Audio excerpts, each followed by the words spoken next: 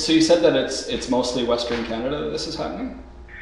Yeah, you'd have to look at the geographic market, roughly Thunder Bay west to Vancouver Island. That seems to be the area best defined as most susceptible to this massive price increase on the order now of at least some 18 cents a litre going back to the beginning of the month. So why is it increasing so much right now? It's a reflection of the tightness in supply in the U.S. Midwest. Kelowna is supplied directly by pipeline from Edmonton, and so whatever price disruptions take place affecting Edmonton, including, we are now told a couple of disruptions at their own refineries, naturally and inevitably affects your market almost immediately. And so if you look at the wholesale prices for fuel in Kelowna, they're very similar to those of both Calgary and Edmonton, taking into account the cost of delivery charge through the pipeline. So part of what pumps our price up is taxes, the carbon tax? No, your price actually, I refer to it as the interior, is actually much lower than say Vancouver, where the tax before the GST is applied at 5% is 31.17, and that's federal tax and provincial tax and other taxes included. It's 43 for Vancouver, it's 34 for Victoria. What's driving these prices has very little to do with taxes and everything to do with hyper speculation on gasoline itself and the assumption that inventory levels in the U.S., which is the relevant market, which is the Midwest U.S., are having a sort of a boomerang effect in British Columbia, Alberta, Saskatchewan, and Manitoba, in that those increases are being passed on to motorists, and then, of course, given the recently announced disruptions at a couple of our refineries in Edmonton, an even higher spike than what was anticipated. So right now,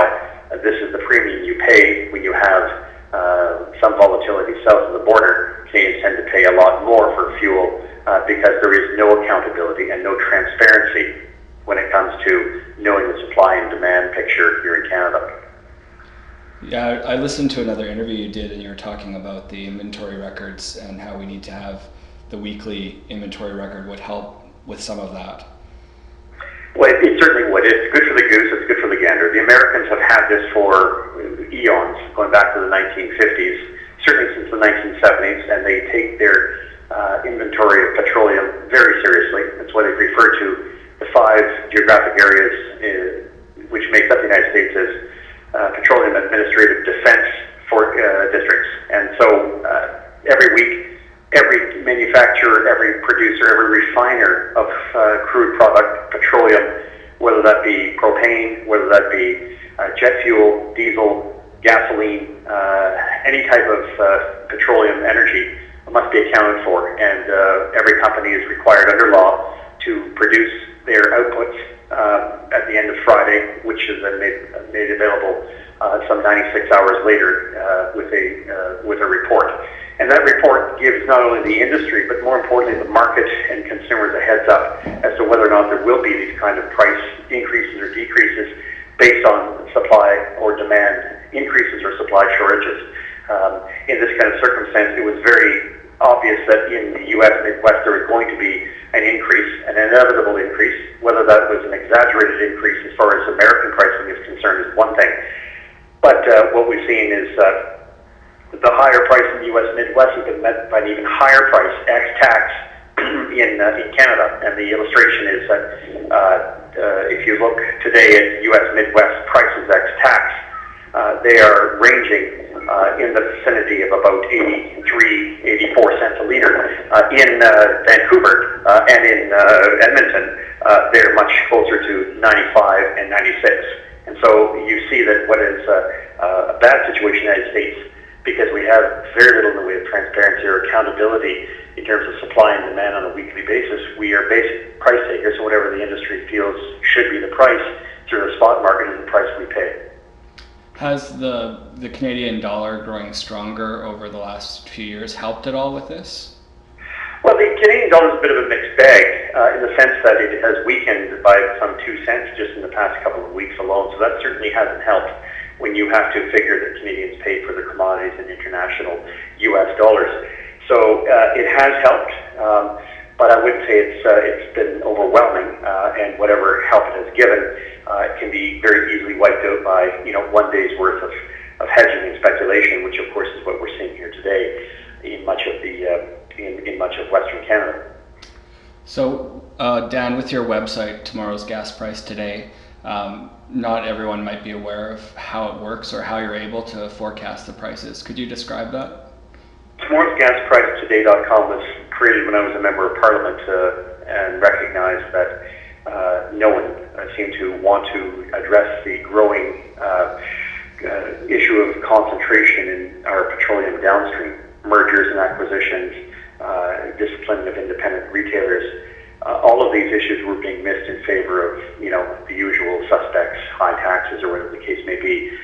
So in order to demonstrate that there was a very serious problem that looked like conspiracy, but it was in fact monopoly pricing, I set about predicting the following day's price simply by looking at the wholesale prices that were being charged, adding the taxes and the usual retail margins, slapping those together and giving people a 24 to 48 hour heads up as to where prices could be expected to go. It's been very successful in some parts of Canada, particularly Eastern Canada, and we are growing certainly out in Western Canada as people are recognizing that going looking for the cheapest gas is not as lucrative or will not realize the same kind of amount of savings as you will knowing when and how these prices will spike on a day-to-day basis. And sometimes, as you've seen in the past week or so, those prices tend to increase by leaps and bounds of 3 and 4 and 5 cents a liter. Now, with us here in Kelowna, we have a tendency to travel, especially to Calgary or Edmonton, and see how much lower the prices are there. So we get a mentality perhaps that we're paying a sunshine tax or it's especially expensive in Kelowna. Do you have an idea of where Kelowna prices fit in the province and in the country?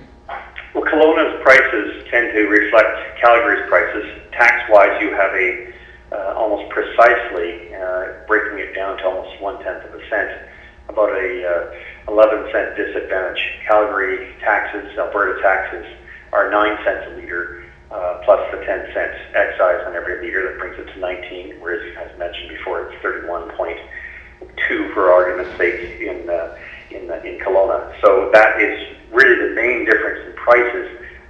The wholesale price is within 3 cents of Calgary or Edmonton, and that usually is a reflection on the cost of transportation and a few other smaller considerations. But technically speaking, you should never have a situation where you're less than or more than 15 cents above or below Calgary at any given time.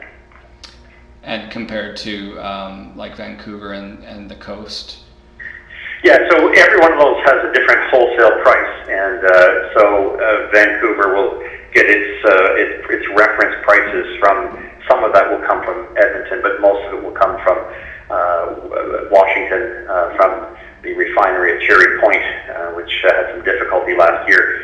It's more reflective of the Pacific prices, even some of that pushed up from California, but its prices tend to be a little different than those of, say, the BC interior. You are very much in the price orbit of Alberta ex-tax than you are in the Vancouver, Victoria market. There's also, of course, a refinery, the Chevron refinery in Burnaby, which has a more immediate and local effect and impact on prices. They are very much still price makers as opposed to where you are with no refineries but terminals, price takers. Would you have an idea of what some of the highest pump prices and lowest prices would be in the country right now? So the highest prices are, in fact, in Vancouver at $1.45, $1.46. Then you would have to go to Quebec, Montreal, where they're in the $1.44 to $1.42 range. You would want to go then possibly to Newfoundland, where they're in the $1.39 range. Back out to Winnipeg in the $1.35 range, and then yourselves somewhere between where Winnipeg and Vancouver is at $1.41. So you're not at the top, but you're definitely near the top of the pack. That's good to know. And we we just saw a jump at some stations here to 147 today. Yeah, I think that some of that may be a little bit of enthusiasm. I'm not sure that would hold, and the simple reason is that for $1.47 to be to stick would mean someone has upped the wholesale price of fuel in Edmonton by about 6 cents a liter, and I don't see that happening. If you break down the actual price of fuel as it is today, 96 cents is the wholesale price for the Kelowna market. The additional 31.2 for the federal and provincial taxes. So that that drives you up into the 125 range. You then have to have a margin for the retailer of some 6 to 7 cents a liter, $1.32, $1.33, and then you have to multiply that by the taxes, which brings you to $1.39 to $1.41. Someone who's charging $1.47, unless I'm not seeing something here in the wholesale level, is really pushing the envelope. And frankly, I think people should, where they can, disregard those stations, because that amounts to simply taking advantage of motors. And like in Kelowna, it's not the same as in some other cities where there's much more competition between the gas stations. Do you know anything? So what you see in other cities, unlike Kelowna, is cutthroat, the low-cost selling.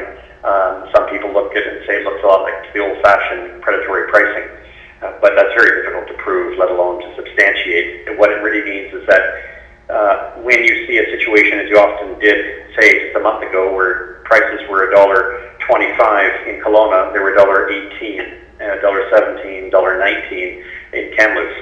The reason is simply that is the 7 cent a liter retail margin. And some people are selling gasoline without a margin because, of course, they either have deep pockets, the refiners making a lot of money, and so they don't really care if they lose their retail margin, or they happen to be grocery chains that are willing to forego making or recovering any of their costs at the pumps in favor of you coming into the grocery store and paying higher prices for their products.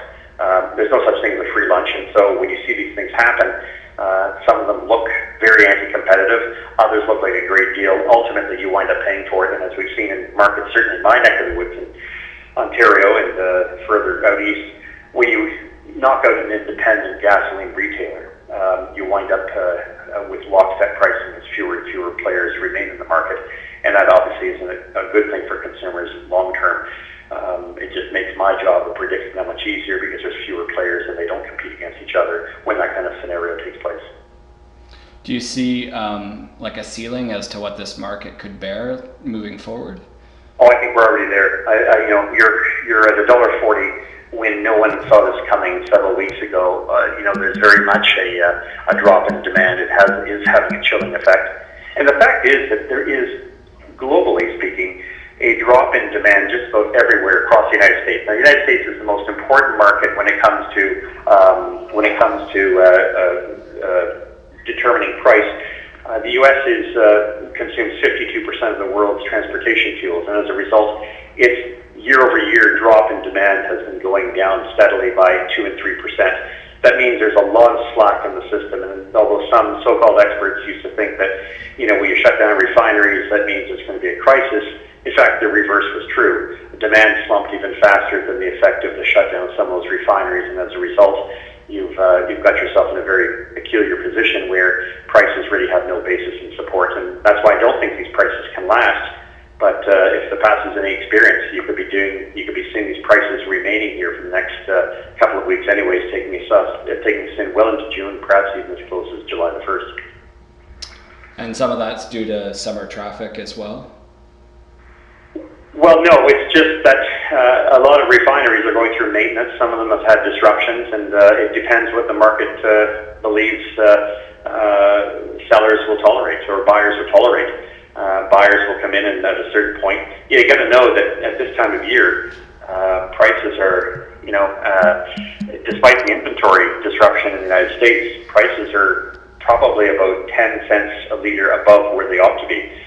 The same inventory picture we have now existed in the exact same week of the second and third week of May 2009, and yet prices did not spike.